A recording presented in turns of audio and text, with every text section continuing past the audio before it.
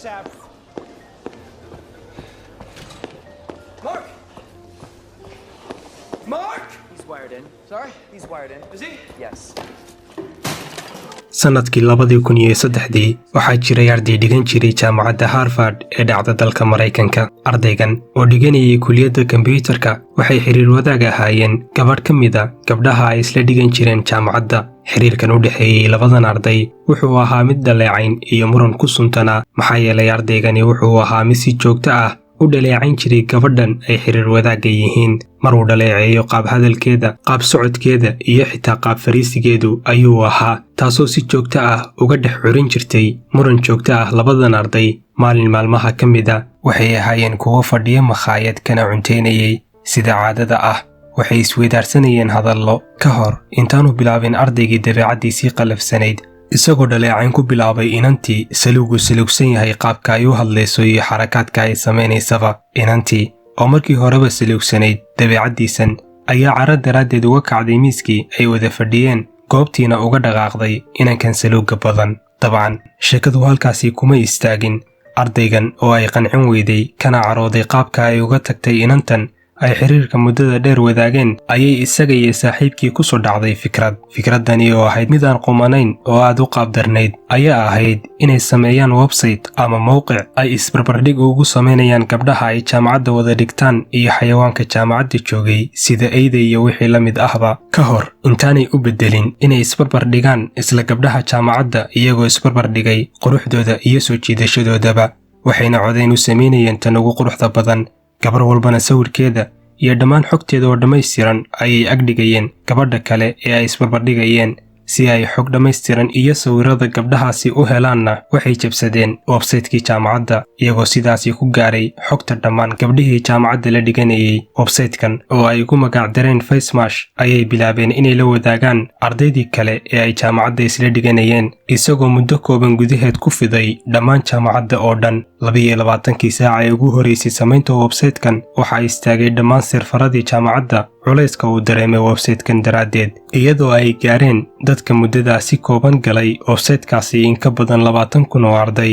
maalintii xigtay ardaygani wuxuu noqday qofka ugu caansan laguna hadalhaynta badan yahay jaamacaddaasi. sidoo kalena wuxuu noqday ardayga ay ugu necab yihiin gabdhihii jaamacaddaasi. laakiin jabsashada uu jabsaday websaytekii jaamacadda iyo xogtan uu amar la'aanta ku isticmaalay awgeed wuxuu maamulkii jaamacaddu ka joojiyey waxbarashadii muddo 6 bilood ah.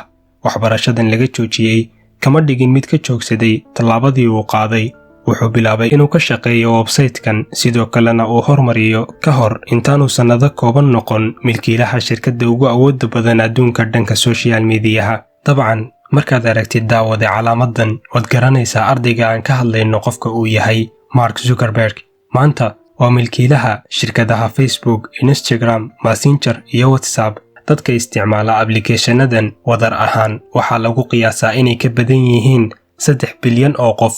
marka aan eegno tirada dadka ku nool dunidan oo lagu qiyaaso 6 bilyan, waxaa hubaal ah in Mark ay hoos yimaadaan macluumaadka iyo xogta kala bar dadka dunidan ku nool, isagoo lagu tiriyo mid ka mid ah dhalinyarada adduunka ugu saamaynta iyo hantida badan. waxaa hubaal ah in fikradda Zuckerberg ay ku bilaabantay qaab aan suubanayn, laakiin maalinba maalinta ka dambaysay tallaabo horey ugu qaadayay hagaajinta fikraddiisa ka hor intaanu ugu dambayn ku guulaysan yagleelidda shirkad lagu tiriyo shirkadaha ugu baaxadda weyn adduunka maanta.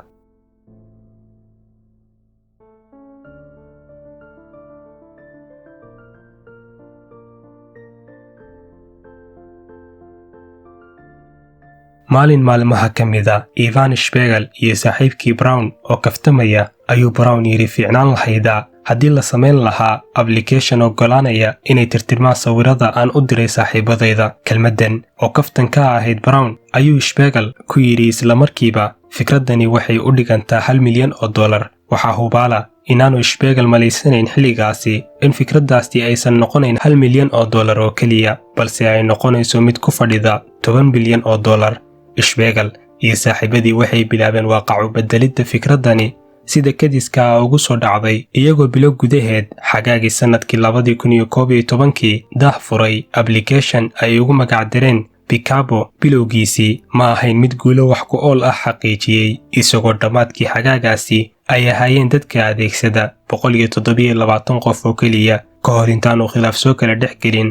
Brown oo ahaa qofkii fikradda keenay, Spiegel iyo Morfina oo dhinac noqday, taasoo ugu dambeyn sababtay in shirkadda laga cayriyo Brown. Spiegel iyo Morfina waxay bilaabeen dib u qaabaynta shirkaddan curdinka ah, iyagoo u bedelay magacii applicationka Snapchat, oo aan filayo in dhammaanteen aynu wada garanayno. Sidii hore ma noqon applicationkani mid xaqiijiya guulo bilowgiisiiba, laakiin 6 bilood uun kadib markii ay bedeleen magacii hore waxay gaareen dadka sida maalinlaha ah ugu xiran 100,000 oo qof, taasoo ka dhigtay mid tallaabadii koowaad u qaada koridda salaanka guusha. Laakiin waxay ku warheleen asaasayaashii applicationkan dhibaato cusub oo soo wajahday mar kale, taasoo ahayd kor u kaca qarashka oo u baahan yahay applicationkan bil walba, iyagoo bixin jiray bishiiba $5,000 ka hor intaanay maalgelin ka helin shirkad lagu magacaabo Lightspeed oo ku maalgashatay $485,000. Maalgelintaasi kadib, Spiegel wuxuu go'aansaday inuu ka tago jaamacaddii, waqtigiisa oo dhanna uu u gaar yeelo kobcinta iyo kor u qaadidda applicationkiisan cusub, isagoo u soo raray tiimkii la shaqaynayay gurigii aabihii oo ku yaalay magaalada Los Angeles ee dalka Mareykanka. Sanadkii 2012 wuxuu idlaaday iyagoo ay gaareen dadka sida maalinlaha ah ugu xiran applicationkan in ka badan 1 milyan oo qof. Kobcani xawaaraha sare ku socday ee ay ku tallaabsanaysay Snapchat wuxuu cabsi geliyey shirkaddii aynu kor ku soo xusnay ee Facebook, oo iyadu ahayd tan ugu awoodda badan caalamka social mediaha, waxayna damacday inay 23 jirkan kagala wareegto applicationkan adduun gaaraya $3 bilyan. Laakiin Spiegel lacagtan aadka u badan kama dhigin mid xaraasha applicationkiisan, isagoo diidmo qayaxan ugu jawaabay Facebook. Maanta Snapchat dadka sida maalinlaha ah u isticmaala waxaa lagu tilmaamaa inay ka badan yihiin 203 milyan oo qof maalin walba, taasoo ka dhigaysa mid ka mid ah applicationada ugu awoodda badan caalamkan social mediahu noqday aaladda loogu adeegsiga badan yahay. Milkiilaha Snapchat, Spiegel, iyo milkiilaha Facebook, Mark Zuckerberg, ma ahayn dad saboola oo ku soo koray guryo tabaalaysan sida ay ku suntan yihiin dad badan oo adduunka guula ka xaqiijiyey, balse sida cagsigeeda waxay ka soo jeedeen reero hodan ah. Waxay ka soo kici jireen qasriyo ku yaala xaafado ka mid ah xaafadaha ugu hodansan magaalada hodanka ah ee Los Angeles. Waxay dhigan jireen jaamacada tun weyn oo lagu tilmaamo kuwa ugu qaalisan adduunka sida Harvard, laakiin waxay awood u yeesheen yagleelidda noloshooda u gaarka ah. Waxay maalmo iyo habeenno dhan u dhafreeyeen sidii ay u samayn lahaayeen riyadooda u gaarka ah.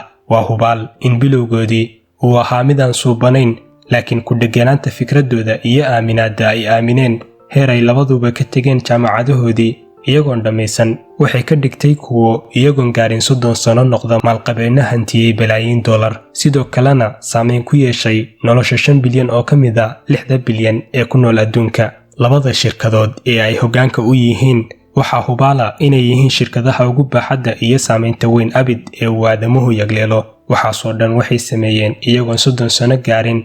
Haddii aan si kale u dhaxno, iyagoo da'da aad maanta jirtid oo kale jira daawade. Haddaba aamin naftaada, haddii ay jirto fikrad ka guuxaysa maankaagana isla maantaba bilow fulinteeda. Haddii kale maalin aan maanta ahayn ayaad si qoomamo ku dheehan tahay isku weydiin doontaa maxaan horay ugu bilaabi waayey.